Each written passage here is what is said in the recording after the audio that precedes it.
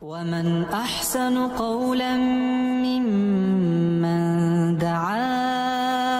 الى الله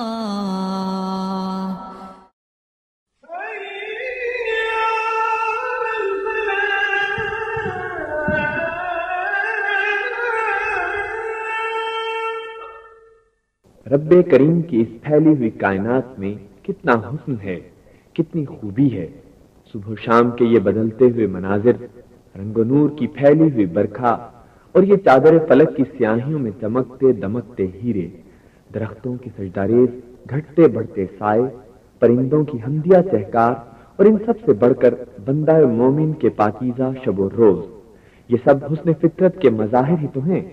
یہ حسن فطرت ظاہر بھی ہے اور حسن باطن بھی، اور اس کی گہرائیوں میں دراصل حسن بندگی پنہا ہے، حسن اطاعت پنہا ہے۔ اور جب یہ حسن احسان کا درجہ پا کر بندہ مومن کی عبادت کی تجلیوں کی صورت ظہور پذیر ہوا کرتا ہے تو پیکر خاکی کا اوج ثریا پر پہنچنا کتنا آسان ہو جاتا ہے۔ عروج آدم خاکی سے انجم سہمے جاتے ہیں کہ یہ ٹوٹا ہوا تارا مہ کامل نہ بن جائے۔ احسان کیا ہے، اس کی حقیقت کیا ہے، اور اسے ہم اپنی زندگی میں کس طرح حاصل کر سکتے ہیں؟ خرم مراد صاحب نے اس لیکچر میں حدیث جبریل کے اس عنوان کے تحت گفتگو کر کے ہماری بے روح اطاعت اور بے کیف عبادت کو ایک جھنجھوڑا دیا ہے۔ یہ سوچنے کا ایک عنوان ہے۔ آئیے سنتے چلے جائیں اور سوچتے چلے جائیں اور اپنے عمل کے لیے راہوں کو متعین کر لیں۔ الحمدللہ رب العالمین، والصلاۃ والسلام علی رسول الکریم، اما بعد فاعوذ باللہ من الشیطان الرجیم، بسم اللہ الرحمن الرحیم۔ برادران عزیز، کلام نبوی میں سے حدیث جبریل ہم سب کی سنی ہوئی اور ہم سب کے لیے معروف حدیث ہے۔ روایت کے مطابق حضرت جبریل علیہ السلام ایک انسان کے بحث میں نبی کریم صلی اللہ علیہ وسلم کے حضور میں آئے اور حضور کے ساتھیوں کو دین کی تعلیم دینے کے لیے چند سوالات کیے۔ ایمان کیا ہے، اسلام کیا ہے، اور اسی سلسلے میں یہ سوال بھی کیا کہ احسان کیا ہے، اور پھر قیامت کی گھڑی کے بارے میں سوال ہوا کہ وہ کب آئے گی، اس کی نشانیاں کیا ہیں۔ احسان کا جواب کہ احسان کیا ہے، حضور صلی اللہ علیہ وسلم نے اس کا جواب یہ دیا کہ تم اللہ کی بندگی اس طرح کرو گویا کہ اس کو دیکھ رہے ہو۔ اس حدیث سے جو بات معلوم ہوتی ہے وہ یہ ہے کہ جس طرح ایمان اور اسلام اس زمانے کے مسلمانوں کے لیے جستجو اور کاوش کا مرکز تھے، جس طرح قیامت کی گھڑی کی تیاری لوگوں کے لیے عمل اور فکر میں محور و مرکز تھی، اسی طرح احسان بھی ایک ایسی چیز تھی کہ جس کو پوچھنے اور بتانے اور لوگوں کو اس کا معلوم ہونا ضروری تھا۔ یہ اسی درجے کا کوئی مقام ہے جس درجے کا مقام ایمان ہے اور اسلام ہے اور آخرت کی تیاری کا مقام۔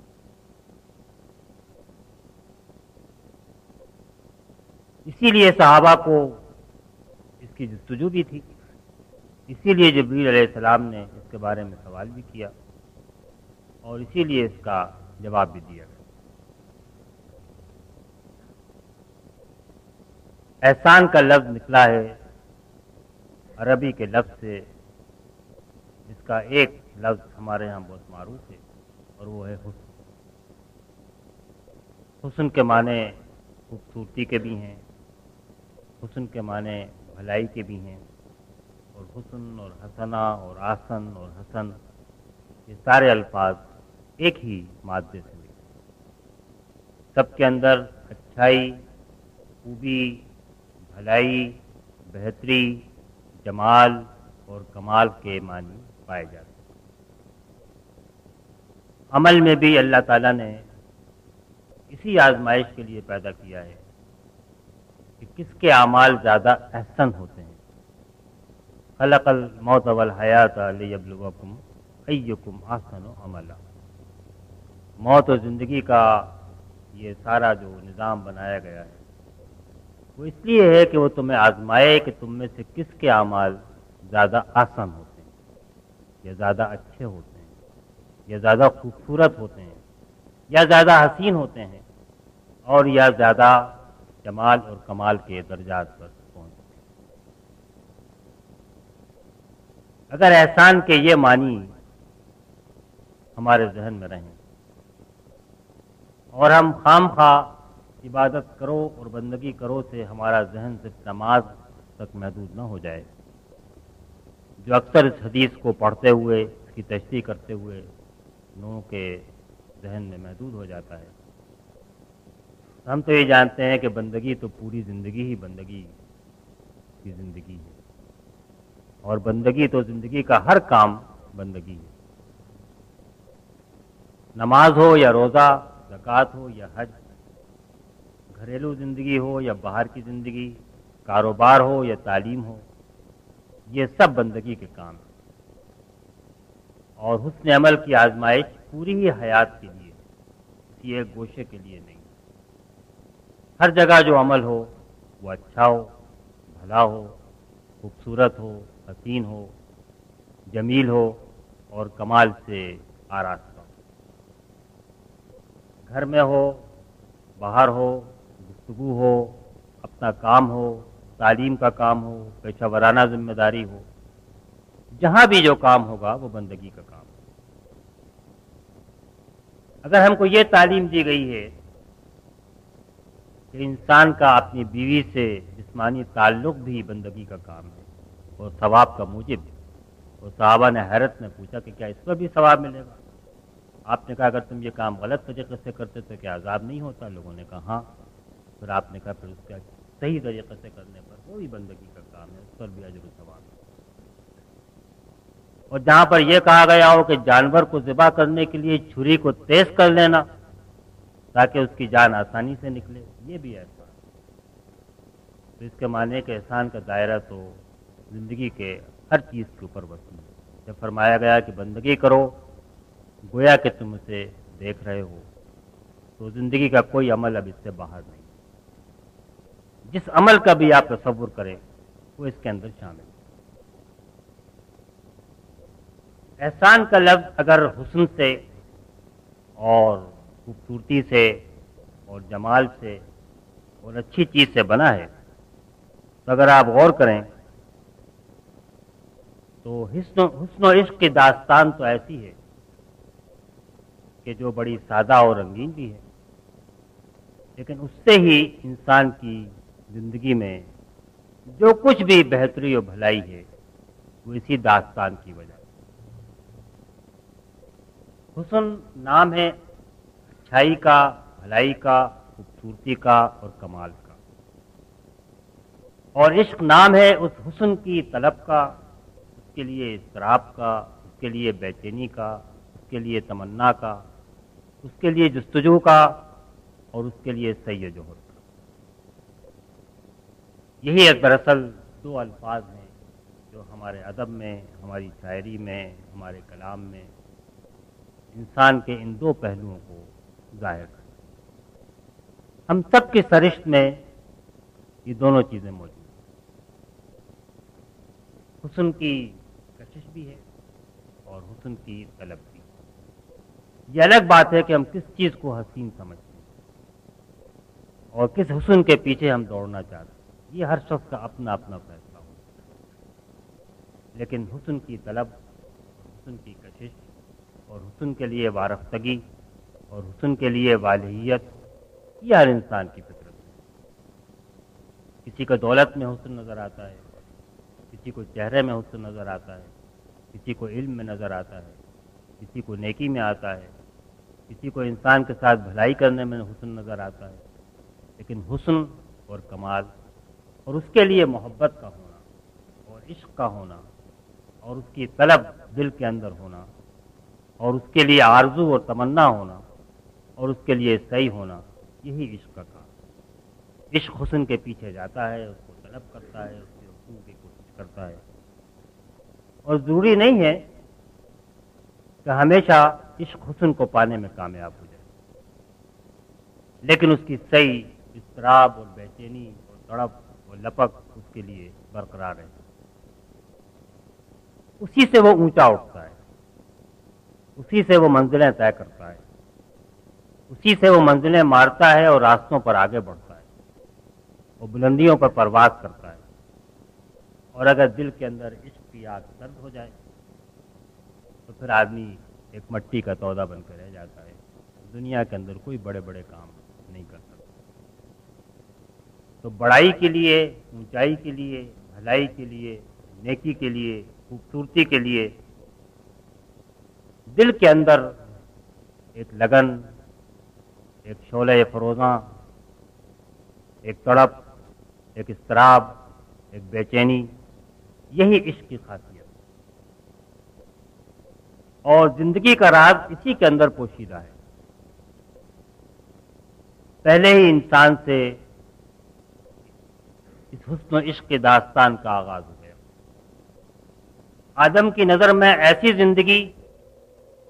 کہ جو کبھی ختم نہ ہو، اور ایسی بادشاہت جس پر کوئی زوال نہ ہو، اسی کے عشق میں گرفتار ہو کر اس نے پہلی غلطی کی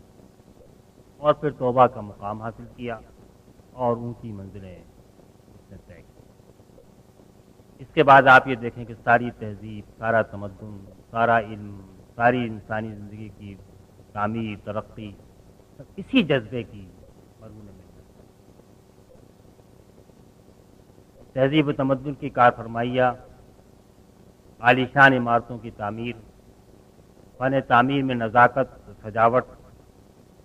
علوم کے اندر آگے بڑھنا، علوم کو بہتر سے بہتر بنانا، اچھی شاعری، اچھا ادب، اچھی کتابیں، سب کچھ یہ جو کیف و رنگ ہے زندگی میں، یہ اسی حسن کے لیے عشق کی طلب۔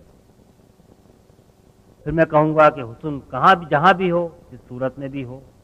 اور جس کو بھی آدمی اپنی منزل قرار دے لے، یہ اس کا کام ہے۔ ایک عالم جس نے اپنی نگاہ کتاب پر جما لی ہے، وہی اس کی نظر میں اتنی حسین ہوگی کہ وہ اس سے نگاہ اٹھا کے کہیں اور نہیں ڈالے۔ تو یہ تو انسان کا اپنا دل ہے کہ وہ کس کو حسین قرار دیتا ہے اور کس کے پیچھے وہ دوڑتا ہے، لیکن اسی حسن کے ساتھ عشق اور محبت میں، اسی کے اندر زندگی میں رنگ اور کیف بھی ہے، اسی سے انسان عروج کی اور کمال کی منزلیں بھی طے کر سکتا ہے، اسی سے وہ لمبے لمبے راستے بھی طے کر سکتا ہے، اور اسی سے وہ بلند سے بلند منازل کے اوپر بھی۔ حسن کے اندر کشش بھی ہوتی ہے، لذت بھی ہوتی ہے، تازگی بھی ہوتی ہے، اور آرزو و جستجو کا وہ منتہا بھی بن سکتا ہے۔ آپ غور کریں کہ اس کائنات کا پیدا کرنے والے نے ہر جگہ حسن کو بکھیر دیا۔ کائنات کا بنانا تو انسانی زندگی کے لیے ضروری تھا، لیکن انسان کی زندگی کو باقی رکھنے کے لیے کائنات کو حسین بنانا ضروری نہیں تھا۔ لیکن اس نے جو کچھ بنایا وہ بہترین سانچے میں بنایا۔ خود انسان کو پیدا کیا، اس کی آسان تقریم پیدا کی، حسین ترین سانچے میں اس کو ڈال دیا۔ زمین و آسمان بنائے، اسی طرح بنائے۔ آسمان پر چھت بنائی، اس کو ستاروں کے ہیروں سے اور جواہرات سے اور چمکتے ہوئے چراغوں سے جگمگا دیا۔ فانوس لٹکایا آسمان کے اندر، تو دن میں اس کی کچھ اور شان بنائی اور رات میں اس کی کچھ اور شان بنائی۔ درخت بنائے تو ایک سے ایک رنگ بکھیر دیے اس کے اندر۔ پھول انسان کے غذا کا کام نہیں کرتے، اس کے جسم کو باقی رکھنے کے لیے ضروری نہیں ہے، لیکن خالق کائنات نے پھولوں کے اندر جو سنائی دکھائی ہے اور جس طرح حسن کی بارش کی ہے، کوئی آدمی اس کا تصور، کوئی خالق، کوئی پیدا کرنے والا تصور نہیں کرتا۔ اور کائنات کیا، اگر آپ غور کریں تو موت جیسی چیز میں بھی اس نے حسن کو پناہ کر دیا۔ کائنات کے نظارے آپ دیکھیں، جب خزاں کا موسم آتا ہے، سردی بڑھتی ہے، پتے اپنی سبزی جو زندگی کی علامت ہے وہ ہونا شروع کرتے ہیں اور خزاں کی زردی طاری ہوتی ہے۔ تو اگر آپ میں سے کسی کو اس زمانے میں جنگل میں جانے کا اتفاق ہوا ہے تو وہ جانتا ہے کہ ہزار رنگ ہوتے ہیں، کہ جو موت کی وقت پرندوں پر موت کا لمحہ آتا ہے، پتوں پر نزع کا عالم ہوتا ہے، تو ہزار رنگ ہوتے ہیں کہ جو ان پتوں پر طاری ہو جاتے ہیں۔ ان رنگوں کا احاطہ کوئی رنگ بنانے والی کمپنی، کسی مصور کا منہ قلم نہیں کر سکتا، جو رنگ کے پتوں کے اوپر خزاں کے موسم میں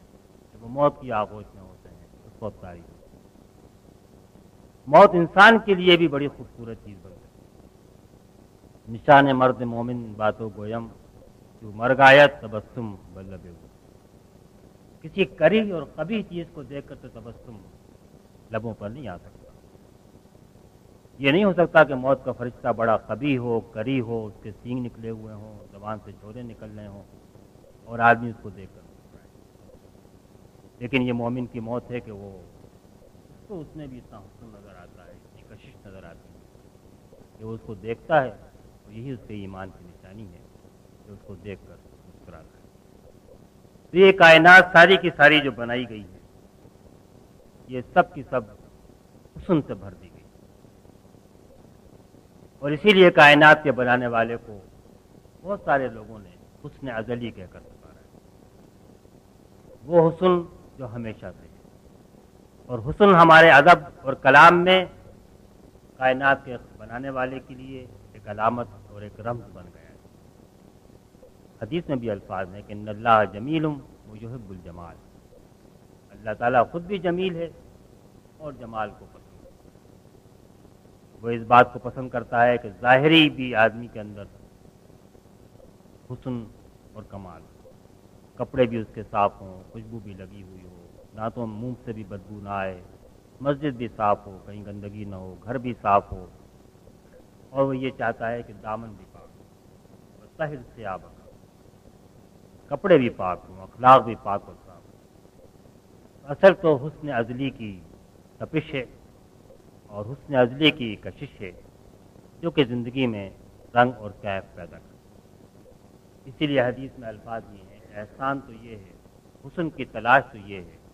اور حسین بننا تو یہ ہے کہ آدمی بندگی اس طرح کرے گویا کہ اس کو دیکھ رہا ہے، وہ اس کی نظروں کے سامنے، اور جو نظروں کے سامنے ہے جس سے آدمی کو محبت بھی ہے اور عشق بھی ہے اور طلب بھی ہے، جب وہ نگاہوں کے سامنے ہے تو پھر زندگی کا کون سا عمل ہے جو کیف سے اور رنگ سے اور الوف سے اور بلندی سے اور کمال سے خالی ہو سکتا ہے۔ حسن مانوی اور باطنی بھی ہوتا ہے، اخلاق کا بھی حسن ہوتا ہے، اور اس کے بعد ایک حسن عمل بھی ہوتا ہے۔ اور جب کہا گیا کہ بندگی اس طرح کرو، احسان یہ ہے، گویا حسن عمل یہ ہے، عمل کے اندر احسان کا مقام یہ ہے کہ بندگی اس طرح کرو گویا کہ تم اللہ کو دیکھ رہے ہو۔ اللہ کو تو کوئی دیکھ نہیں سکتا، وہ نگاہوں میں نہ سما سکتا ہے، نہ نگاہیں اس پر ٹک سکتی ہیں، نہ جسم کی نگاہیں اس کے دیکھ سکتی ہیں، لن ترانی کہہ دیا گیا تھا کہ نہیں دیکھ سکتے، اور نہ اندر کی بصیرت قدرت میں لے سکتی ہے، لا تدرکہ الابصار، وہ نگاہیں بصیرت جو ہے وہ بھی اس کا ادراک نہیں کر سکتی۔ تو یہ دیکھنے کا جو کہا گیا تو یہ نہیں کہا گیا کہ تم اس کو دیکھ رہے ہو، گویا کہ تم اس کو دیکھ رہے ہو، کأنک تراہ، یعنی تمہاری کیفیت یہ ہو جائے، اس طرح کے آدمی کی ہو جائے کہ جو اس کی طلب ہے، جو اس کا محبوب ہے، جس سے اس کو محبت ہے اور ہر چیز سے بڑھ کر محبت ہے۔ عشق کا لفظ تو دین کی زبان میں استعمال نہیں ہوا، قرآن مجید نے استعمال نہیں کیا، لیکن عشق سے قریب قریب لفظ اس نے محبت کا بڑی کثرت کے ساتھ، اور صاف کہہ دیا ہے کہ ایمان کی تو نشانی یہ ہے کہ والذین آمنوا اشد حبا للہ، ایمان کی نشانی یہ ہے، یہ کوئی کمال کا درجہ نہیں ہے، یہ کوئی اولیاء اور صوفیہ کا مقام بھی نہیں ہے، بلکہ یہ تو مومن کی نشانی ہے۔ وہ سب سے بڑھ کر اگر محبت کرتا ہے تو اللہ تعالیٰ سے، جو محبوب ہوتا ہے اس کی طلب ہوتی ہے، اس کے آدمی قریب ہونا چاہتا ہے، اس کی آرزو اور خواہش پر اس کی جان نکلتی ہے، دم نکلتا ہے، اس کا ذکر زبان پر رہتا ہے۔ سب سے بڑھ کر اگر مومن کو محبت ہوتی ہے تو اللہ تعالیٰ سے، اور یہ محبت ہی دراصل احسان کو پیدا کرتی ہے۔ وہ جس سے محبت ہے کیفیت یہ ہو جائے گا وہ نگاہوں کے سامنے ہے۔ تو میں نے تو آپ سے کہا تھا کہ ضروری نہیں ہے کہ حسن و عشق کا وصال بھی ہو جائے، ضروری نہیں ہے کہ آدمی اللہ تعالیٰ کو دیکھ ہی لے، لیکن یہ کہ وہ نگاہوں کے سامنے ہے۔ ایسا بن جانا ہی جو ہے وہ اعمال میں، زندگی میں،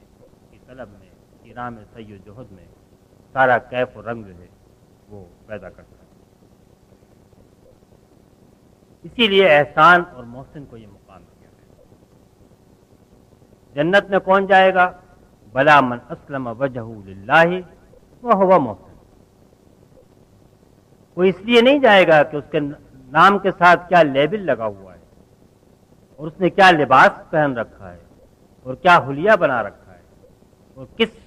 لیبل سے اس کا تعلق ہے۔ لوگ کہتے تھے یہودی جائیں گے، عیسائی جائیں گے، یا لوگ سمجھتے ہیں کہ امت مسلمہ کے لوگ چلے جائیں گے۔ نہیں، بلا من اسلم وجہہ للہ وہو محسن، جس نے اپنے آپ کو اللہ کے آگے ڈال دیا اور وہ احسان کے منصب پر بھی، احسان کے منزل پر بھی، محسن بھی ہے، یہی لوگ ہیں کہ جنت میں داخل۔ ان اللہ یحب المحسنین، محسنین ہیں کہ جن سے اللہ تعالیٰ محبت کرتا ہے،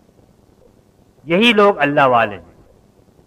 کتنے نبی ہیں جن کے ساتھ اللہ والے تھے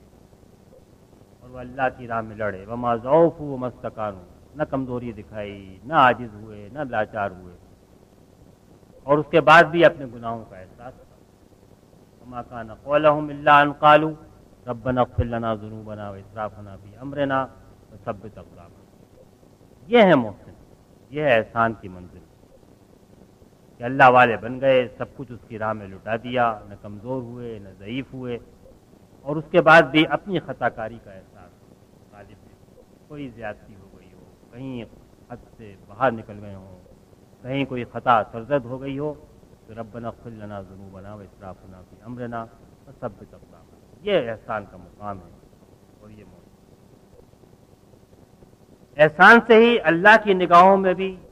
درجات اور مراتب کا تعین ہوتا ہے۔ احسان سے ہی فرد دنیا کے اندر اپنی شخصیت کو اعلیٰ سے اعلیٰ اور اونچے سے اونچے معیار پر لے جاتا ہے، اور احسان سے ہی معاشرے بھی ترقی اور عروج کی منزلیں طے کرتے ہیں، اور احسان سے ہی جماعتیں اور گروہ بھی طاقتور ہوتے ہیں، مضبوط ہوتے ہیں، اور تیز رفتاری کے ساتھ اپنی منزل کی طرف بڑھتے ہیں۔ اس لیے احسان زندگی میں بھی اور ماورائے زندگی بھی کامیابی، فلاح، کامرانی، عروج، ترقی، ان سب کے لیے احسان لازمی اور ناگزیر۔ احسان کا ترجمہ کسی اور زبان میں کرنا بڑا مشکل کام ہے۔ لغوی لحاظ سے بھی عربی زبان کے الفاظ کو انگریزی، اردو میں منتقل کر دینا آسان ہے۔ ہم تو احسان کو ایک بڑے محدود معنوں میں جانتے ہیں، کسی کے ساتھ بھلائی کر دینا، نیکی کر دینا، یہ احسان کر دیا یہ۔ لیکن احسان کے لفظ آپ نے دیکھا عربی زبان میں تو بڑا وسیع ہے، انگریزی میں بھی اس کا ترجمہ بڑا مشکل ہے۔ لیکن جب میں نے انگریزی سے اردو اور عربی سے انگریزی، انگریزی سے عربی کچھ لکھنا پڑھنا بولنا شروع کیا تو میری نظر اس بات پر آ کر ٹھہری کہ شاید جو انگریزی کا قریب ترین لفظ پہنچ سکتا ہے احسان کے معنوں میں وہ ایکسیلنس کا لفظ، اور ایکسیلنس ایک ایسی قدر ہے جس کی تلاش سب کو، علم کے دائرے میں بھی ہے، معاش کے دائرے میں بھی ہے، تجارت کے دائرے میں بھی ہے، سیاست کے دائرے میں بھی ہے، مذہب کے دائرے میں بھی ہے، کہ جو کام ہو وہ ایکسیلنس اس کے اندر ہو، ایکسیلنٹ کام ہو، بہت اچھا اعلیٰ درجات کا اعلیٰ مراتب پر پہنچنا، اور یہ ہر ایک کی پیاس ہے، مومن کی بھی ہے، کافر کی بھی ہے، دنیا پرست کی بھی ہے، دین والے کی بھی ہے، جو کچھ بننا چاہتا ہے، جو کچھ کرنا چاہتا ہے، جو کہیں پہنچنا چاہتا ہے، جو پرواز کرنا چاہتا ہے، بلندیوں پر پہنچنا چاہتا ہے، اس کو احسان یا ایکسیلنس، چیزوں کو ایکسیلنٹلی کرنے کے سے مفر اور اس سے بچنا اس کے لیے ممکن نہیں۔ تو گویا احسان تو خوب سے خوبتر اور بلند سے بلندتر کی تک پہنچنے کی، اسی طرح کرنے کی ہر چیز کی آرزو و تمنا ہے۔ بندگی میں ہر چیز شامل ہے، اور میں نے آپ کو مثالیں دی کہ کوئی کام بھی ایسا نہیں ہے جو آپ سوچیں اور جو بندگی کے دائرے سے باہر۔ اسی لیے حضور نے جب یہ کہا کہ تم اللہ کی بندگی کرو، گویا کہ تم اس کو دیکھ رہے ہو، تو گویا آپ نے یہ فرمایا کہ زندگی کا ہر کام کے معنی واقعی ہر کام ہے، کوئی اس سے خارج نہیں ہے، ہر کام بندے کی طرح، اس بندے کی طرح ہونا چاہیے جس کی نگاہوں کے سامنے وہ ہے جس کی اس کو طلب ہے، جس کی رضا کی اس کو طلب ہے، جس کی خوشنودی کی اس کو طلب ہے۔ اگر آپ غور کریں تو رضا الہی کی طلب کے لیے قرآن مجید نے جو اصطلاح استعمال کی ہے وہ ابتغاء مرضات اللہ بھی ہے اور ابتغاء وجہ اللہ بھی ہے۔ اللہ اس کا آپ لغوی ترجمہ کریں سیدھا سیدھا تو اللہ کے چہرے کی تلاش ہے۔ اگر ہم اس کو کوئی اور معنی نہ پہنائیں جو پہنانے ہوں گے صحیح طور پہ اللہ کی بات کو سمجھنے، لیکن لفظ کا بالکل لفظی ترجمہ تو ہوگا اللہ کے چہرے کی تلاش، وہ چہرہ جس کے بارے میں قرآن نے کہا کہ ذوالجلال والاکرام، وہ چہرہ جس کے اندر جلال بھی ہے اور اکرام بھی ہے، جمال بھی ہے، اور دونوں چیزیں اس کی تلاش جو ہے، یدون وجہ، یبغون وجہ، اس کا چہرہ جو ہے اس کی تلاش کرتے ہیں، یہ وہ گروہ ہے کہ جو اللہ کو محبوب ہے۔ تو اللہ کے چہرے کی تلاش، اسی سے آپ دیکھیں کہ دیکھنے کا جو تصور ہے وہ یہیں سے آتا ہے، جس سے آدمی کو محبت ہوتی ہے، دل چاہتا ہے اس کے چہرے کو دیکھتا رہے، اور اگر یہ معلوم ہو کہ وہ مجھے دیکھ رہا ہے اور وہ میری نظروں کے سامنے ہے تو پھر تو کوئی کام ایسا نہیں ہو سکتا جو اس کی مرضی ہے۔ تو آدمی دوڑ دوڑ کے ہر وہ کام کرتا ہے اور اچھے سے اچھا کرتا ہے کہ اپنے محبوب سے داد پاؤں اور اس کی خوشنودی حاصل کروں اور وہ پسند کر لے، کہیں سے اگر آنکھ کے کونے سے بھی مسکراہٹ اور خوشی کا اظہار ہو جائے تو عاشق کے لیے تو بہت بڑی نعمت ہے، اور اگر کہیں تھوڑے سے لبوں پر مسکراہٹ آ جائے تو پھر بھی آدمی اسی طرح محبت کرتا ہے۔ مشہور واقعہ ہے غزوہ تبوک والا کہ 3 اصحاب کو سزا دی گئی تھی 50 دن کے بائیکاٹ۔ ایک صحابی بیان کرتے ہیں کہ مسجد میں آتا تھا، میں حضور کو سلام کرتا تھا، آپ جواب نہیں دیتے، پھر میں آپ کی آنکھوں کی طرف، چہرے کی طرف دیکھتا رہتا تھا، کوئی جنبش ہوئی ہے، اور جب دیکھتا ہے جنبش ہوئی ہے تو میں سمجھتا تھا کہ آپ کے پاس دل میں ابھی میری محبت ہو رہا ہے۔ تو چہرے کی طرف دیکھنا اور چہرے کی تلاش کی طرف یہ ہے، چشم ابرو جس کا لفظ ہم بولتے ہیں، کہ ابرو کا اشارہ اور ہونٹوں کا اشارہ بھی کافی ہوتا ہے لپک کے محبوب کی مرضی پورا کرنے کے لیے اور اس کی راہ میں اپنے آپ کو لٹا دینے اور نثار کر دینے۔ تو یہ دراصل یبغون وجہ، ابتغاء وجہ اللہ، یہ اصطلاحات تو اسی لیے ہیں کہ آدمی اپنے ادب میں، اپنی زبان میں، اپنے پیرائے سے سمجھ سکے کہ فی الواقع مطلوب کیا ہے۔ جس کی آرزو ہوگی، جس کی محبت ہوگی، جس کی طلب ہوگی، اس کے لیے جستجو بھی ہوگی اور تگ و دو بھی ہوگی اور محنت بھی۔ اس لیے احسان کے اندر دوسری چیز تو خود ہی آ جاتی ہے کہ نہ صرف یہ کہ اس کی طلب ہو کہ اللہ کی توجہ حاصل ہو، وجہ سے ہی توجہ کا لفظ بھی تو توجہ کا حاصل ہونا تو معروف ادبی پیرایا ہے کہ اس کا چہرہ حاصل ہو یا اس کی توجہ ہمارے حصے میں آئے۔ تو توجہ حاصل کرنے کے لیے صرف محبت کا دعویٰ کافی نہیں ہے، بلکہ اس کے لیے تو بہت کچھ آدمی کو کرنا پڑتا ہے، اپنے کو رسوا بھی کرنا پڑتا ہے، جان سے ہاتھ بھی دھونا پڑتے ہیں، راتوں کو اٹھ کے آنسو بھی لانا پڑتے ہیں، ہاتھ باندھ کر کھڑا بھی ہونا پڑتا ہے، جسم سے، چہرے سے، ہونٹوں سے آنکھ بھی نکلتی ہے، آہ سے ہرگہی کے بغیر تو کوئی منزل طے نہیں ہوتی۔ نہ عشق مجازی کی طے ہوتی ہے، نہ عشق حقیقی کی طے ہوتی ہے، لیکن آہ سے ہرگہی بھی اسی کا حصہ ہے۔ لیکن جستجو اور طلب، تگودو اور محنت، یہ تو اس کے ساتھ ساتھ موجود ہیں ویسے ہی، لیکن احسان میں یہ مطالبہ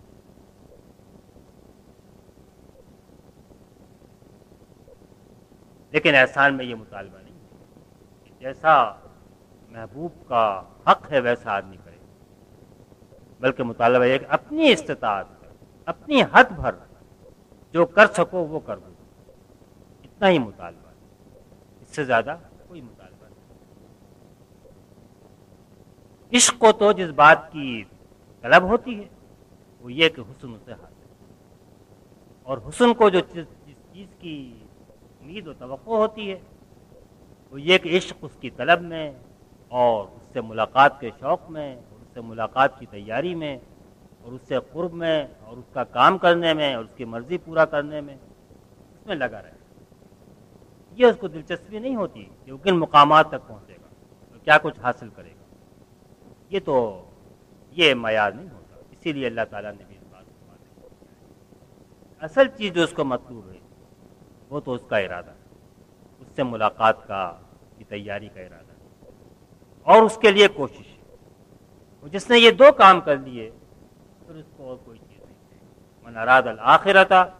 فسعی لہا سعیہا وہو مومن فاولئک کان سعیہم مشکورا۔ جس نے آخرت کا ارادہ کر لیا، اور آخرت کو تو ایک لفظ ہے، آخرت تو اللہ تعالیٰ سے ملاقات کا نام ہے، اور آخرت کا ارادہ تو وہی کر سکتا ہے جس کو اللہ تعالیٰ سے ملاقات کا شوق بھی، اسی لیے دعاؤں میں تعلیم دی گئی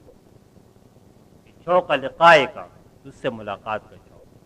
جب شوق ہوگا تو اس کی تیاری بھی ہوگی، اور اس کے لیے آدمی محنت بھی کرے گا اور جدوجہد بھی کرے گا۔ لیکن جس نے بس یہ کوشش کی، بس سعیہا سعیہا وہو مومن، اور دل میں ایمان، فاولئک کان سعیہم مشکورا، ان کی ساری کوششوں کی پوری قدردانی کی جائے، پورا بدلہ دیا جائے گا، خوشنودی اور رضا، رضوان من اللہ کی رضا حاصل ہوگی، اور وہی سب سے بڑی چیز ہے، اور رضوان من اللہ جو ہے وہی اکبر ہے، سب سے بڑی چیز جو ہے وہی۔ اصل میں تو کوئی شخص بھی ایسا نہیں ہے، اس کے لیے کوئی بزرگ ہونا ضروری نہیں ہے، کوئی ولی ہونا ضروری نہیں ہے، ہر شخص جو ہے وہ احسان کی منزل پر پہنچ، اور ہر شخص کے لیے احسان کے تگ و دو کا راستہ کھلا ہوا، اور ہر کام کے اندر کھلا ہوا ہے۔ کوئی کام ایسا نہیں ہے جو کہ احسان کی اس تگ و دو سے، احسان کی جستجو سے باہر ہو۔ آدمی جھاڑو دے رہا ہو تو وہ کام بھی اس طرح کر سکتا ہے۔ مسجد میں لوگ جھاڑو لگاتے ہیں اور دل ایک کیف سے معمور ہوتا ہے اور آنکھوں سے آنسو رواں، آپ نے بھی دیکھے ہوں گے، میں نے بھی۔ ان کو جھاڑو لگانے کے کام میں ہی احسان کا مقام آتا ہے، اور میدان جنگ میں جا کر اپنی جان قربان کر کے بھی احسان کا مقام آتا ہے، اور نمازوں میں کھڑے ہو کر خشوع و خضوع کے ساتھ رونا دھونا، یہ بھی نماز احسان کا مقام حاصل ہوتا ہے۔ کوئی کام ایسا نہیں ہے، کوئی کسی کام کا کرنے والا ایسا نہیں ہے، کوئی کام اتنا حقیر نہیں ہے مالک کی نظر میں کہ جو احسان کی منزل پہ نہ پہنچے۔ اندھا آدمی قرآن نہ پڑھ سکتا ہو، انگلی سے لائنوں پر انگلی پھیرتا رہے تو وہ بھی احسان کے مقام ہے، اور شاید اس سے زیادہ پہنچ جائے گا جہاں پر خوش الحان قاری بڑی کیف کے ساتھ قرأت کرتا ہے، اس لیے کرتا ہے کہ لوگ کہیں گے کیا اچھا پائے۔ وہ اندھا آدمی جو نہیں پڑھ سکتا وہ احسان کی منزل پر ہے، اس لیے کہ اس کو اپنے محبوب کی تلاش ہے، اس کے لیے دل اس کا غمگین ہے، اس کے لیے وہ ٹوٹا ہوا ہے، اور وہ اس کام کو اس کے لیے کر رہا ہے۔ چھوٹے سے چھوٹا کام ہو یا بڑے سے بڑا کام، گھر میں ہو آدمی یا باہر ہو، اللہ کا کام کرتے ہوئے وہ ایک فائل ادھر سے ادھر کر رہا ہو یا لاکھوں کے سامنے کھڑے ہو کر تقریر کر رہا ہو، ایک چھوٹے سے مقام پر دو آدمیوں کو لے کر چل رہا ہو یا لاکھوں آدمیوں کو لے کر چل رہا ہو، لیکن احسان تو ہر ایک کی منزل ہے، احسان پر تو ہم میں سے ہر ایک کو، اور اسی حد تک احسان ہے کہ جو ہمارے دائرہ کار میں ہے اور ہماری حد استطاعت۔ کوئی کام زندگی کا ایسا نہیں ہے کہ جو اس سے باہر ہو جائے۔ احسان کو جو چیزیں ختم کر دیتی ہیں، تو سب سے بڑھ کر تو یہ ہے کہ یہ آرزو ہی دل سے محو ہو جائے کہ ہم جو کام کر رہے ہیں اس کام کو اچھے سے اچھا کرنا، اس کو اونچے سے اونچے معیار پر لے جانا، اس میں خوب سے خوب تر کی تلاش ہے، ایسا اچھا، ایسا خوب، ایسا حسین جو اللہ کی نگاہوں میں بھی حسین ہے اور جو اپنے کام کے لحاظ سے بھی حسین ہو سکتا۔ حسن کا بھی کوئی ایک معیار نہیں ہو سکتا حسین بننے کا۔ ہر چیز کے لیے حسن اس چیز میں ہے کہ جیسا اس کو ہونا چاہیے ویسا ہی وہ کمال کے درجے میں پہنچ جائے۔ درخت کا حسن یہ نہیں ہے کہ وہ انسان بن جائے، اور انسان کا حسن یہ نہیں کہ وہ درخت کی طرح پھول پتے پہن کر کھڑا ہو۔ انسان کے لیے حسن بننے کا طریقہ اور ہے، حسن حاصل کرنے کا، حسین بننے کا۔ درخت کے لیے کچھ اور ہے،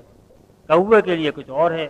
اور بگلے کے لیے کچھ اور ہے۔ سب کے لیے قدرت نے الگ الگ ان کے لحاظ سے کمال کے معیار بنا دیے۔ یہ کمال کے معیار ان کی جستجو، جب ان کی آرزو ہی دل میں نہ رہے تو اس کے بعد پھر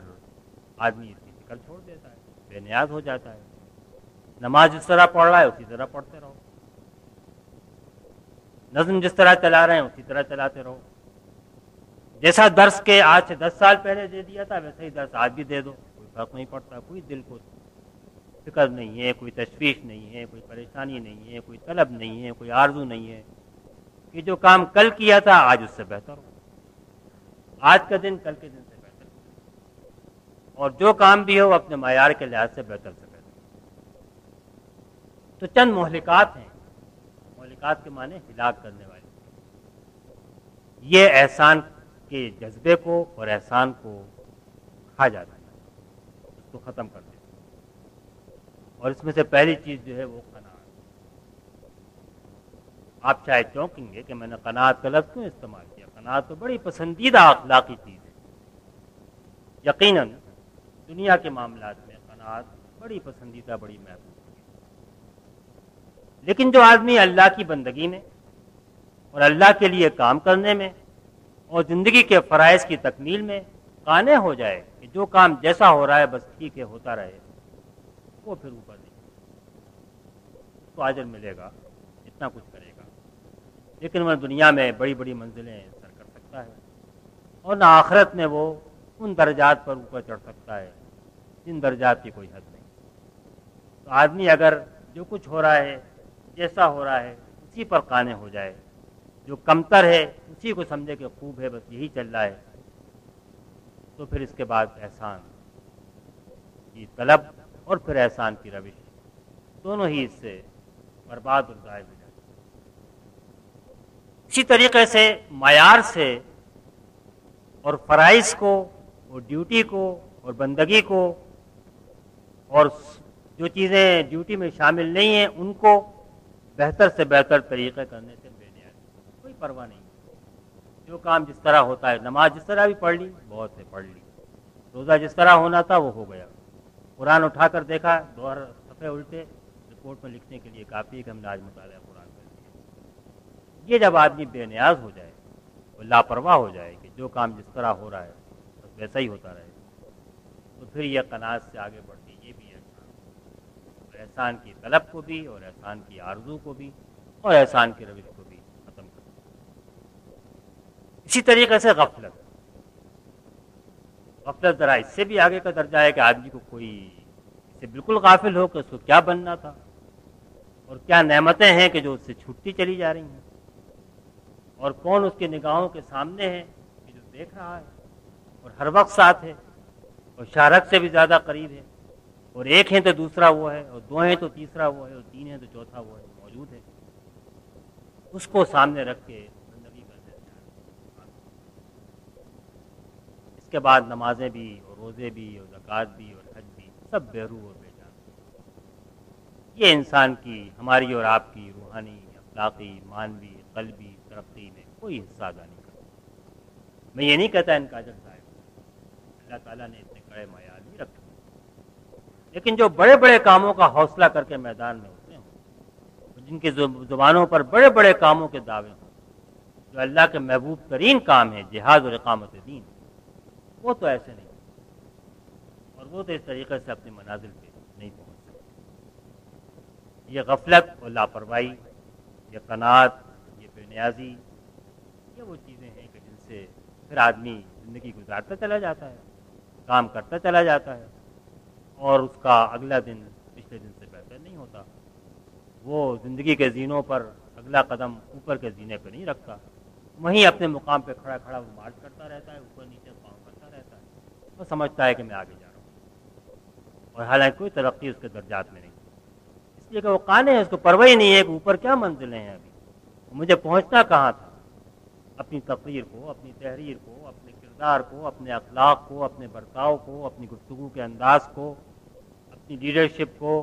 اور اپنی عبادت کو، اپنی بندگی کو، اپنی نماز کو، اپنے ذکر کو، ان سب کو مجھے کس مقام پہ پہنچانا ہے اور کہاں پہنچ کر یہ اللہ تعالیٰ کو۔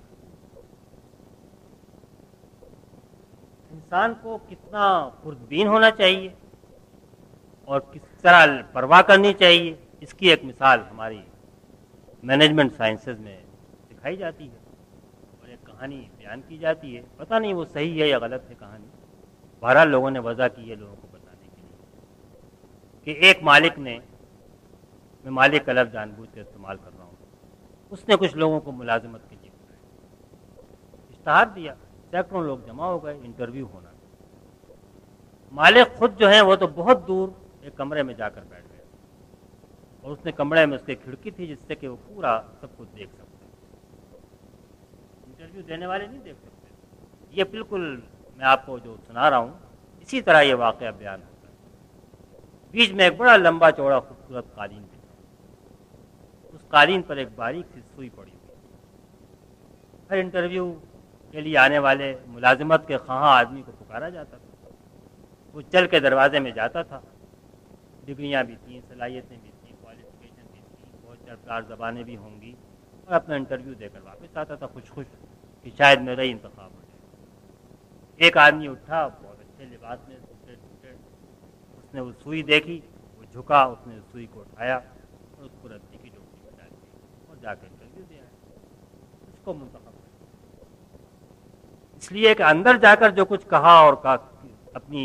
صفات بتائیں، یہ تو مالک نے دیکھ لیا کہ یہ آدمی اتنا فکر مند ہے، اس کو اتنی پرواہ ہے کہ اس نے ایک سوئی بھی اگر دیکھی تو اس نے اٹھایا اور اٹھا کر رسی کی ٹوکری میں ڈال دی۔ یہ آدمی کوئی بھی کوالیفیکیشن نہ رکھتا ہو، اس کے اندر وہ جوہر موجود ہے کہ جو ہر چیز کی فکر کرے گا، ہر چیز میں آگے بڑھے گا، اپنے آپ کو ترقی دے گا، پروان چڑھائے گا، اور میرا کام پوری اہتمام ہے کہ احسان جو ہے یہ دینی طور پہ آخرت میں تو اللہ کی نگاہوں میں درجات کی بلندی کے لیے، اس سے قرب کے لیے ہے ہی ناگزیر، اس دنیا میں بھی فرد کے لیے اور معاشرے کے لیے اور جماعتوں کے لیے اور گروہوں کے لیے اس کے بغیر کوئی راستہ عروج کا اور ترقی کا نہیں۔ فرد کی شخصیت میں اللہ تعالیٰ نے جو بے پناہ جوہر رکھا ہے اس کا اندازہ کوئی انسان نہیں۔ ایک یہ جو مٹی کا تودا ہے، مشت خاک جو ہے، اس مشت خاک میں ہمدوش ثریا ہونے کی استعداد ہر ایک کے اندر موجود ہے۔ اس نے یہ نہیں کہا کہ میں نے کسی خاص آدمی کے جسد میں اپنی روح پھونکی، وَنَفَخْتُ فِيهِ مِن رُوحِي، ہر مٹی سے بنے ہوئے انسان کے جسد میں میں نے اپنی روح، اور جس کو اللہ نے اس مقام پہ دیا اس نے ہر ایک کے اندر وہ خزانہ موجود ہے۔ میں عام طور سے اس کی مثال دیتا ہوں ایٹم کا ذرہ، بے حقیقت ذرہ جس کو آپ خوردبین سے بھی نہیں دیکھ سکتے، وہ خلا میں، زمین میں، آسمان میں انسان نے جان لیا کہ ذرے کو توڑا جائے تو اس کے اندر سے کیا قوت برپا ہوگی، اسی چھوٹے سے ذرے سے وہ قوت برپا ہوئی کہ جو بے پناہ تباہی بھی لا سکتی ہے اور بے پناہ تعمیر کا کام بھی کر سکتی ہے۔ اسی طرح ہر انسان ایٹم کی طرح ہے، خود ہم اپنے آپ سے ناآشنا ہوتے ہیں، اپنے آپ کو نہیں جانتے، دوسرے بھی ہم کو نہیں جانتے جو ہم کو چلانے والے ہوتے ہیں، اور وہ بھی ہم کو ایک چیز کی طرح، ایک شے کی طرح ہمارے ساتھ معاملہ کرتے ہیں، اور ہم پوری عمر اسی طرح گزار جاتے ہیں۔ لیکن جب کوئی ایسا پارس پتھر آ جائے اس سے آپ چھوئیں وہ سونا بن جائے، خود آدمی کو خود آگاہی ہو جائے، اپنے آپ کو وہ جان لے اور وہ احسان کی تلاش میں نکل جائے، تو پھر تو بدو اور بکری چرانے والے چھوٹے چھوٹے دکاندار وہ بھی دنیا کے امام و لیڈر بن جائے، ان کے اندر بھی یہ صلاحیت پیدا ہوتی۔ لیکن یہ نمازیں پڑھنے روزے رکھنے سے نہیں ہوتی، بلکہ یہ اسی احسان کی تلاش سے اور اسی احسان کی منزل پر پہنچ کر یہ چیز حاصل ہوتی۔ پھر تو ایک بدو بھی جو ہے وہ ایران کا گورنر بن کے جاتا ہے، اور ایک کسان بھی جو ہے وہ دنیا کا عالم مقتدی بن سکتا ہے، اور غلام بھی جو آتے تھے گرفتار ہو کے وہ مدینے و مکے کے اندر علم و فن کے سرچشموں کے امام بن کے بیٹھ گئے۔ ایک وقت میں 7 علماء گنے گئے، اس میں سے 6 وہ جو تھے جو جنگی قیدی بن کے آئے تھے، غلام بن کر آئے۔ ان کے اندر یہ استعداد پیدا ہوئے کہ عرب اور عجم سب ان کے آگے زانوئے تلمس دے کیا۔ ہر انسان میں اللہ نے صلاحیت، لیکن یہ کہ آدمی شخصیت کا ارتقا تو اسی وقت کرتا ہے جب وہ اپنے سامنے مناظر رکھے اونچی سے اور ان کی طرف پرواز کی کوشش کرے، اپنی صلاحیت کو استعمال کرے۔ اسی طریقے سے پھر اس کو امن اور اطمینان نصیب ہو۔ جب آدمی کسی منزل کے لیے کاوش کرتا ہے اور اس کو حاصل کرتا ہے تو پھر اس کو امن و اطمینان حاصل ہوتا ہے، اور دنیا میں بھی اس کے حصے میں حسن آتا ہے، بھلائی آتی ہے، بہتری آتی ہے، اور آخرت میں تو جس چیز کا وعدہ ہے وہ حسین ہے، پھل ہیں، غذا ہے، برتن ہیں، محلات ہیں، بیٹھنے کے لیے تکیے اور غلاف ہیں، عبقرین حسان، وہ انتہائی درجے کی خوبصورت چیز ہے۔ عبقری کا لفظ بولا جاتا ہے جینیس کے لیے، اور انتہائی مبالغے کا صیغہ ہے، اور حسان کا لفظ موجود ہے۔ انتہائی خوبصورت چیزیں ہیں کہ جن پر اللہ رف رف خسرن عبقری، کوئی چیز ایسی نہیں ہے جہاں پر جو کہ حسن سے خالی۔ ہر چیز میں حسن کا بیان ہے۔ اللہ تعالیٰ نے ایسا نہیں کیا کہ اس کو بیان نہ کیا ہو، بلکہ بیان بھی کیا۔ تو دنیا میں بھی اس کے حصے میں حسن ہے، آخرت میں بھی حسن ہے، جو کہ احسان کی تلاش میں کھڑا ہو جائے اور احسان کی تلاش میں۔ معاشرے کے لیے اگر آپ دیکھیں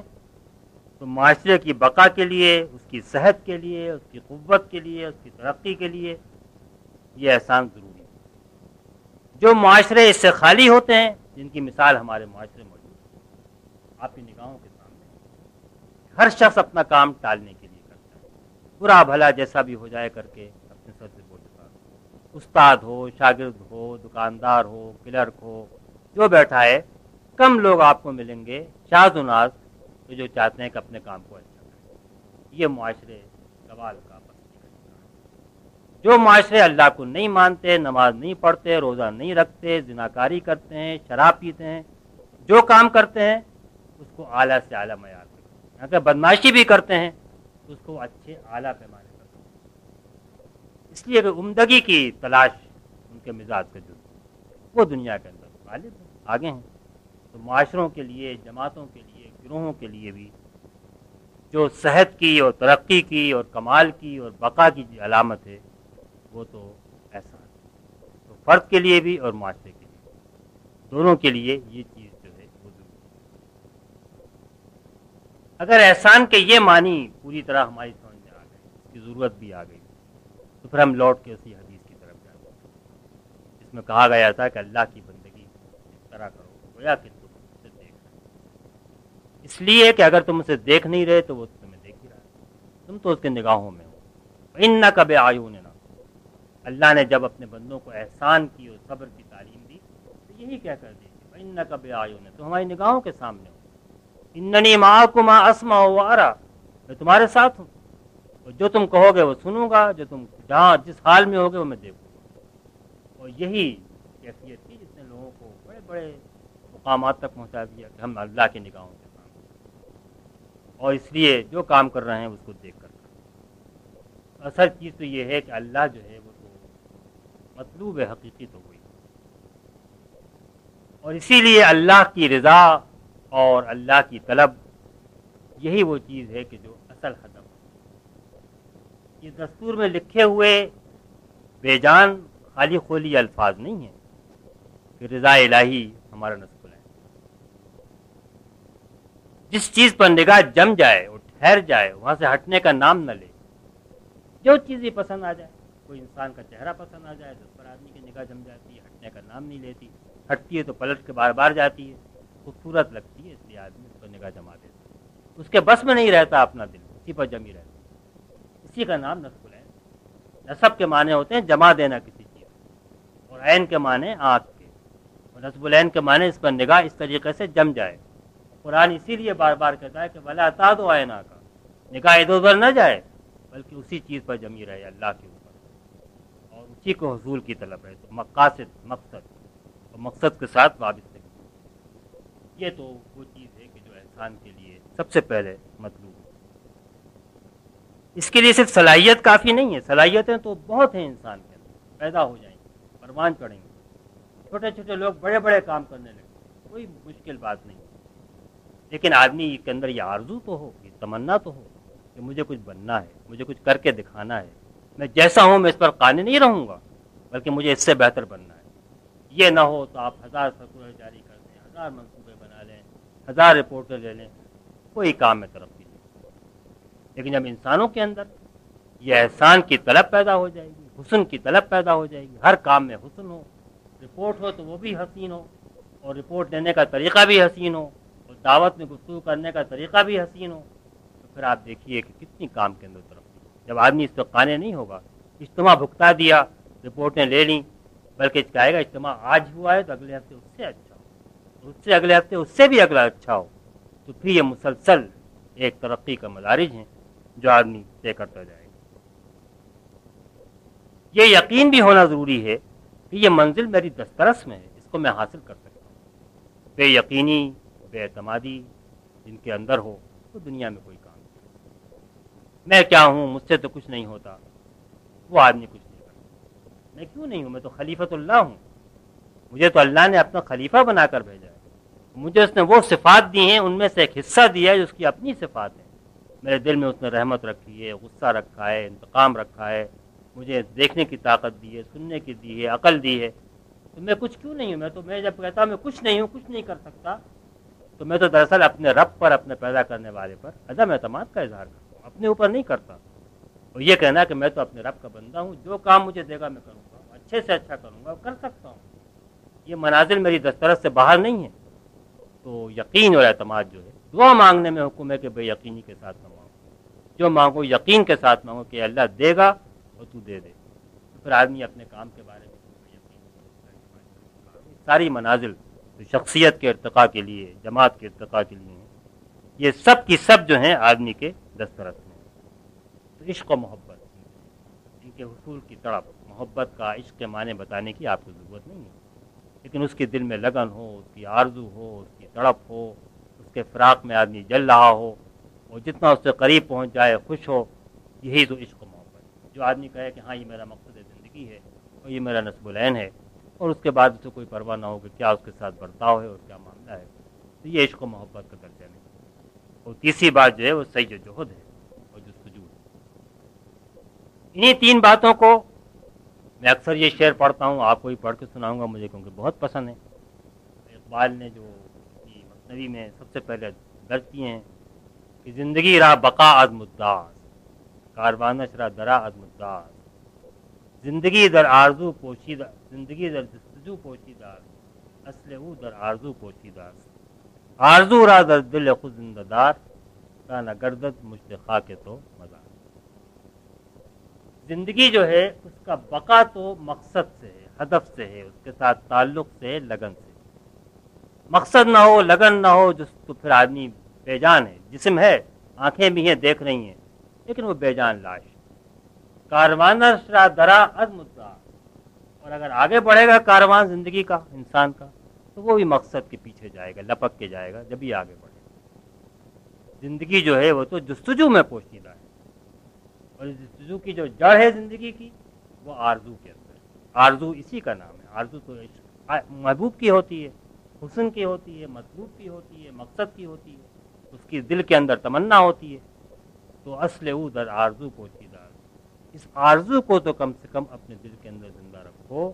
ورنہ یہ مٹھی بھر خاک جس سے تمہارا جسم بنا ہے یہ مزار بن جائے گی، یہ قبر بن جائے گی، چلے گی پھرے گی، مسیح علیہ السلام کی زبان میں کہ تمہاری مثال تو ایسی ہے جیسے قبریں ہیں ان پر سفیدی پھری ہوئی ہو. سب کچھ ہے، دینی حلیہ بھی ہے، دینی گفتگو بھی ہے، دینی زبان بھی ہے. علماء سے وہ خطاب کر رہے تھے اپنے زمانے کا، لیکن ایک اندر تو ہڈیاں جو سڑ گئی ہیں، گل گئی ہیں. تو یہ پھر جب آرزو بھی نہ ہو تو یہ مٹی کا جو ڈھیر ہے یہ تو قبر و مزار کی طرح بن جاتا ہے. اس کے اندر پورا جو جستجو اور اس کا احسان کی طلب اور اس کی جستجو اور اس کی سعی اور اس کی آرزو، یہی دراصل کامیابی کی کلید ہے. یہی اللہ تعالیٰ کو مطلوب ہے کہ آدمی اونچی سے اونچی نگاہ رکھے، نگاہ بلند کے ساتھ آگے بڑھے، اور نگاہ بلند سے ہی اس کے لیے منازل بھی بلند آئیں گی.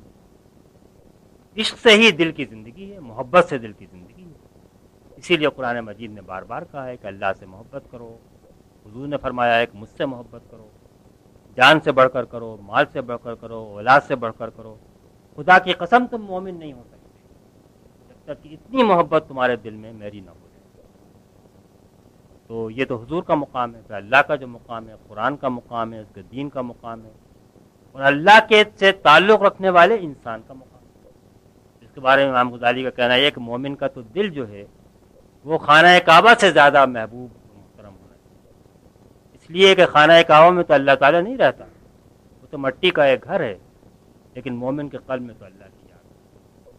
مومن کے قلب میں تو جہاں اللہ کی یاد ہوتی ہے وہاں اللہ تعالیٰ خود بھی ہوتا ہے. تو مومن بھی اسی طرح محبوب ہونا چاہیے. تو یہ ساری چیزیں جو ہیں یہ اسی طریقے سے احسان کی اور محبت سے دل کی توانائی جو ہے یہیں سے حاصل ہوتی ہے. اس وقت جو ہمیں چیلنج درپیش ہے بحیثیت تحریک کے، بحیثیت قوم کے، بحیثیت ملت کے، بحیثیت انسان کے، بہت عظیم شان ہے. بہت کم لوگوں کا اندازہ ہے کہ ہم کتنے بڑے چیلنج سے سابقہ کر رہے ہیں. اس کا جواب ہمیں دینا ہے. اس کے لیے ہم کو بے پناہ وسائل چاہیے،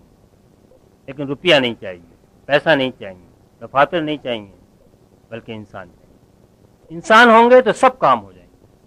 انسان نہیں ہوں گے تو وسائل کچھ نہیں کریں. لاکھوں کروڑوں کے دولت کے انبار کسی کام نہیں آتے. رئیس زادے جو ہیں وہ آبا و اجداد کی دولت کو اڑا دیتے ہیں، کسی کام نہیں آتے. اس طرح ہم ایمان کی دولت کو اڑا چکے ہیں، دوسرے بھی اڑا سکتے ہیں. مسلمان جس طرح اڑا چکے ہیں آبا و اجداد کی ساری دولت. خزانے کام نہیں آتے، وسائل بھی کام نہیں آتے، ہتھیار بھی کام نہیں آتے. آپ نے دیکھا کہ بڑے بڑے ہتھیار، کیمیکل ویپنز، نیوکلیئر ادارے، میزائل کی بیسیں،